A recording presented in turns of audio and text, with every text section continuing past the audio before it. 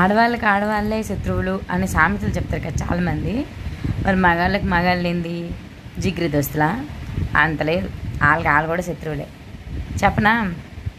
ఇప్పుడు ఒక 10 అకౌంట్లు తీసుకుందాము.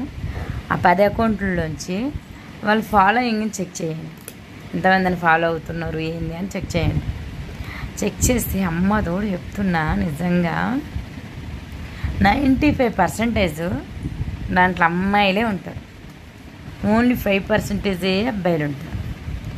ఆ 5% అబ్బాయిల్లో కూడా పక్కింటి ఆయన, ఎదురింటి ఆయన, తెలిసిన ఆయన, లేకపోతే దగ్గర చుట్టము, లేకపోతే ఎప్పటి నుంచో క్లాస్మేటో ఏదో ఒకటి అయ్యి ఉండాలి. కానీ తెలియని వాళ్ళైతే అయ్యి ఉండరు.